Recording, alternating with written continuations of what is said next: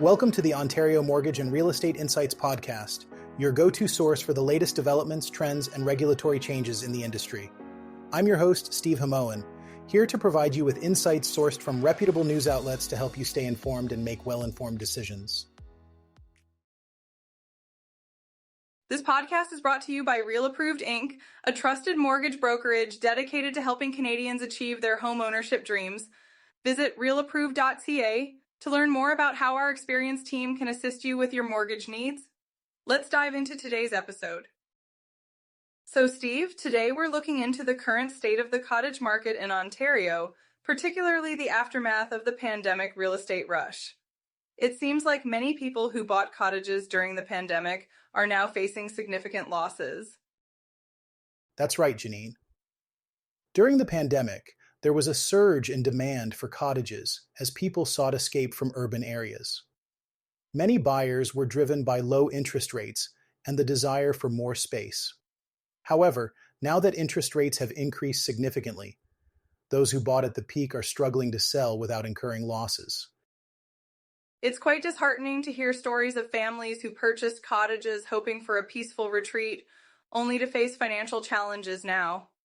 For example, a bungalow in the Kawartha Lakes region sold for $1.1 million in early 2022, but just 3 years later, it sold for $735,000, resulting in a loss of $365,000.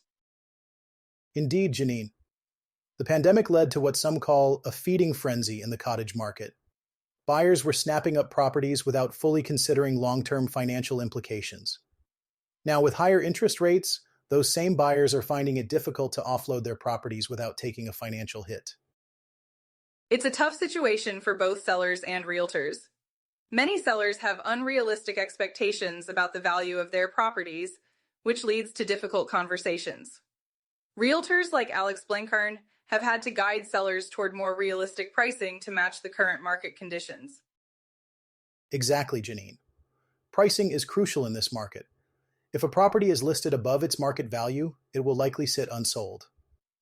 The oversupply of cottages and lack of demand are exacerbating the issue, with some properties requiring multiple price reductions before they sell. And it's not just about the prices. Some areas, like Muskoka, have seen median losses of up to $240,000, though it's important to note that data can be skewed due to the low volume of transactions there. Nevertheless, it's a clear indication that the market dynamics have shifted considerably. For sure, Janine.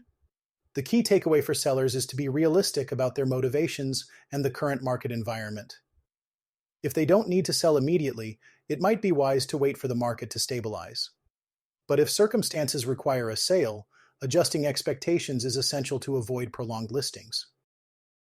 Yes, and for buyers, there's an opportunity here as well. With properties being priced more reasonably, those looking to buy a cottage might find deals that weren't available during the peak of the market. Absolutely, Janine. It's a buyer's market in many regions, and those with the means and patience can benefit from the current conditions. It's a reminder of how quickly market dynamics can change and the importance of staying informed. Let's talk about the current uncertainty in the real estate market due to tariffs. It seems this is keeping many potential home buyers on the sidelines, according to experts. Yes, Steve. It appears that tariff threats from the United States are casting a shadow over Canada's real estate market. It's not just the interest rates that are affecting buyers' confidence now. That's right, Janine. The Canadian Real Estate Association has highlighted that the uncertainty around tariffs is creating a softening in the economy, which in turn is impacting the real estate market. Buyers are more hesitant, waiting to see how these economic factors will play out. It's understandable. Buyers want to be sure about their financial future before making such a significant investment. The good news, though, is that we're seeing some stabilization in home sales across Canada, even if listing inventories remain high in Ontario. Yes, but there's still a risk. CREA's senior economist, Sean Cathcart, pointed out the potential danger of over-leveraged homeowners being forced to list their homes, which could lead to a glut in the market. That would be troubling for those families. It's important to think about the human side of these numbers. Many people might have to sell their homes not because they want to, but because they have to, due to financial pressures. Absolutely, Janine. But for those looking to buy, this could mean more options and possibly better prices as the market adjusts. In some regions, like Sault Ste. Marie and North Bay, we've actually seen prices increase, showing some divergence within the province. That's an interesting point, Steve. While some areas are seeing a rise, others are experiencing declines. For example, in Aurelia, single-family house prices rose by 4.2% compared to last year, but the overall trend in Ontario is a decrease in prices, with single-family homes dropping 5.2% year over year.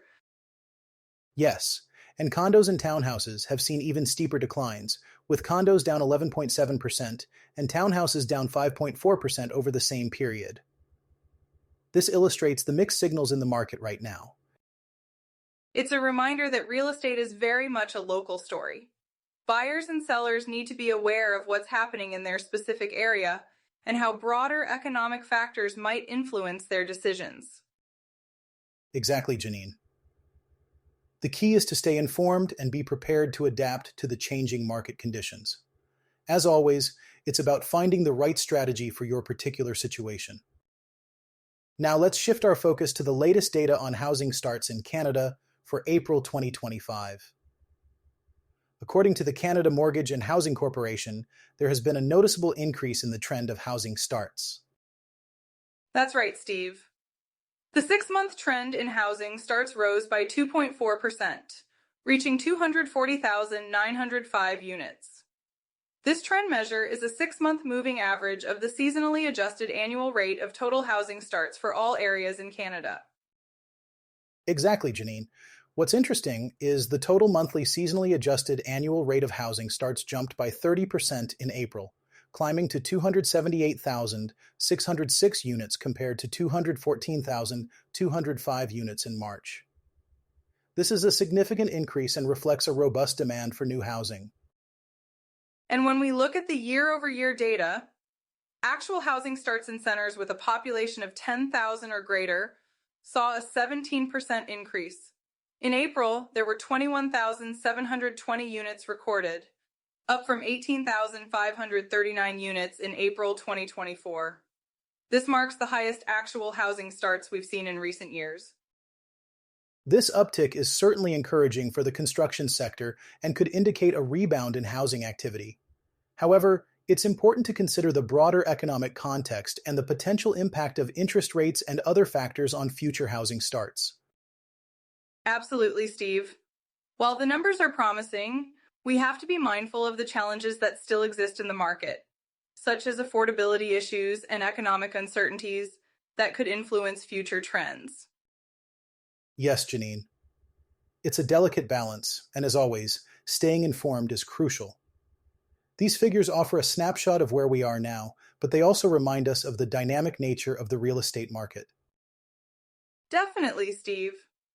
For anyone involved in the housing market, whether you're buying, selling, or building, it's essential to keep an eye on these indicators and adapt your strategies accordingly. Thanks for tuning in to another episode of the Ontario Mortgage and Real Estate Insights podcast. We hope you found today's insights valuable as you navigate the world of mortgages and real estate. Before you go, a quick reminder, Real Approved is here to make your mortgage journey smoother. Whether you're buying your first home or refinancing, their experienced team is ready to guide you with personalized support every step of the way. Visit realapproved.ca to get started and take the next step toward achieving your homeownership goals. Catch you next time and stay informed with the latest industry insights.